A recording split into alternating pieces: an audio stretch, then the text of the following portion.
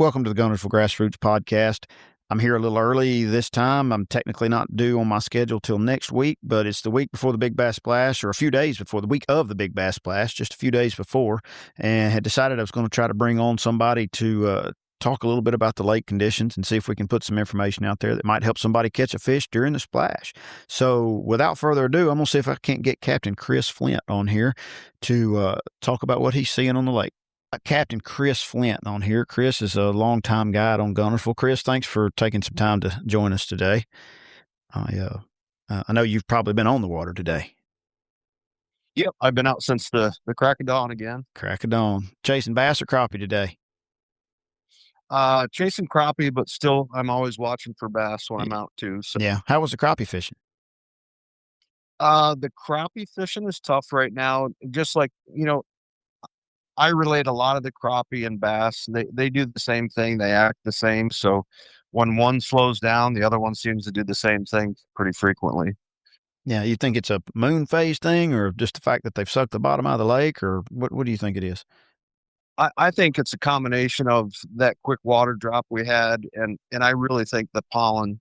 We had these high winds the last 3-4 days, and there's a lot of guys that jump in and they look and they're like, "Oh, my live scope's broke." No, it's just pollen. Yeah. And I don't think I think it affects the shad, and I think it affects everything, how it runs through their gills, and they just don't like it. Need some Zyrtec for the fish. Yeah. Yep. I mean, they can't escape it. I mean, I guess they can move if it's the thickest, which I guess it's the thickest in the shallow water, right? But in theory, I noticed the other day, getting out a day after it rained, that the pollen looked different on the live scope. And then a day or two later, when it hadn't rained in a while, it was back to just cloudy, right? It just looked funny. So I had never put much thought into the pollen having an impact on that. But you made a Facebook post with something about that in it. And after seeing that and thinking about that today, that actually makes a lot of sense. Yeah. And, last week, we chased deep fish once that water dropped and the pollen did that. And when we were on those good fish, and I say deep, we were getting them from 22 was kind of our magic number. And we were getting them all the way out to 30 feet. And the areas that we're in, the pollen was like 2 to 3 feet below the surface. We had a solid pollen line. The rest of the water was clean. And when that Freedom tournament started on that Saturday, we come in and drop the trolling motor, and that pollen level was down into the 20-foot zone, and all our fish were gone. And other than that, we didn't have any significant change. So I really think that was what contributed to making that change. It pushes them around. To almost deep fish like that, were those fish relating to structure, or were they just shad in general areas? I mean, they weren't necessarily on a bend or a stump or. No, we had some that were just shad based, suspending out with the shad, but they always seemed to be relating to a tapering slope. And so it seemed like if they weren't feeding on the shad, they'd just pull and they'd lay on that slope. And when they laid on the slope, they were stuck to the bottom where you could barely see them. And we would run that scope minnow right tight to the bottom where we could just see a blip come up. And as soon as that got over and you had a fish starting to come up, the whole group would come up with them. So they would either be up there in the water column or they were stuck to the bottom where if you didn't pay attention, you wouldn't notice them. Interesting. So were these fish near spawning stuff, or was this just like main lake, just where they live, summer, spring, winter, or summer, winter type stuff? It was kind of like that.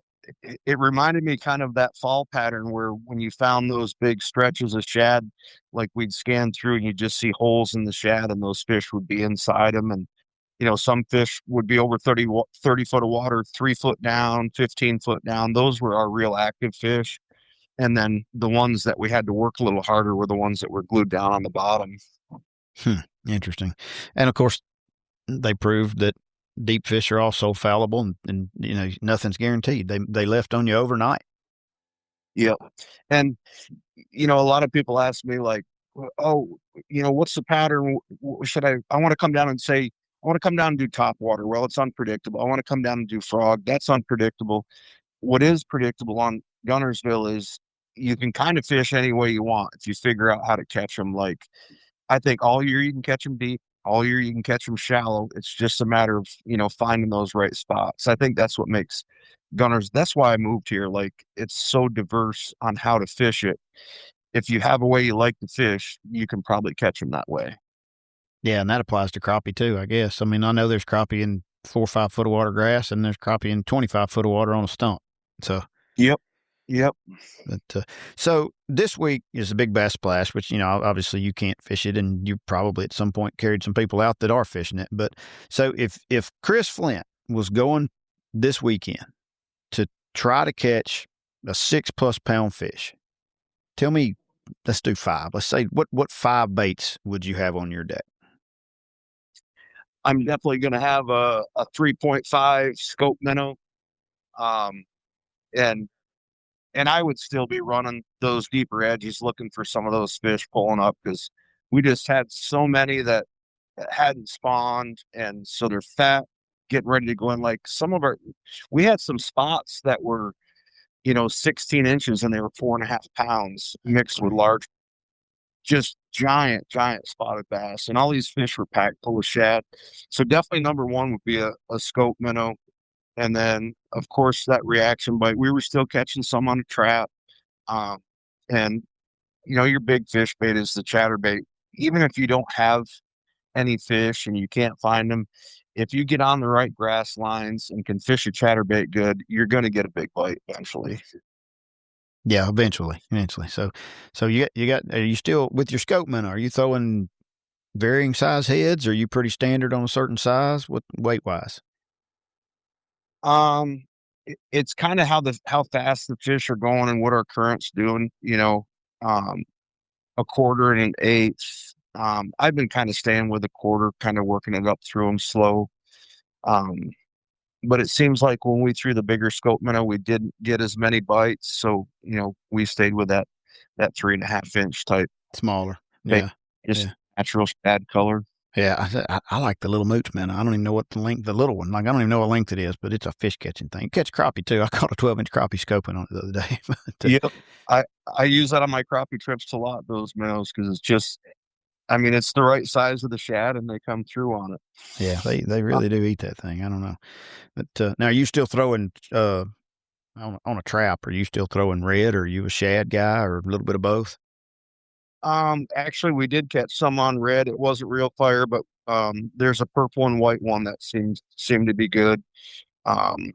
So we threw that one a lot, that purple and white mix with a one knocker. Mm-hmm.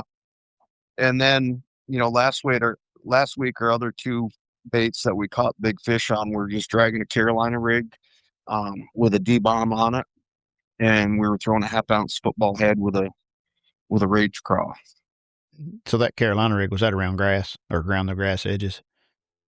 Yeah, kind of dragging it off that where that grass meets the edge, going in that deep water. We're dragging it down that edge there. Yeah, that makes sense. And then, of course, the jig too, I guess. So, so you were out there today. What kind of water temp did you see today? We were in the 60s, I think. Let me see. Yeah, we were in the 60s again today. Still in the 60s, yeah. So it hadn't dropped. I mean, it's got a little cooler at night, and we got all kinds of 2 or 3 cold fronts coming in over the next few days. And you said it started. It's 63 now. What I did see happen this morning, though, was when I started out in my area, the pollen was so bad I couldn't see anything.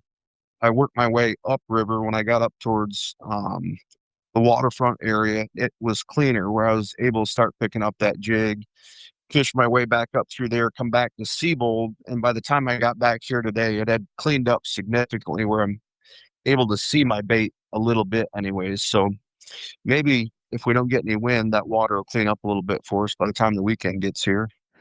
Well, here's one thing that you can just almost guarantee for the Big Bass Splash. There's going to be at least one day that the wind is terrible. Oh, yeah. Guaranteed. It's, we can expect that all the way into May. I think you're going to have those days when it's nice, and then all of a sudden it's going to blow so hard you're not going to know where to go on it. Yeah, and last I that's going looked, they're giving Saturday. They use the word breezy, and it's northeast, which is that southwest wind's terrible on the lake, and northeast is almost as bad. It's just with the current instead of against it. It's straight down it. So, yeah. that's not a very good conducive weather for throwing a dinger if you're trying to catch a bedding fish somewhere. So, um, now you think most of the fish have not spawned yet?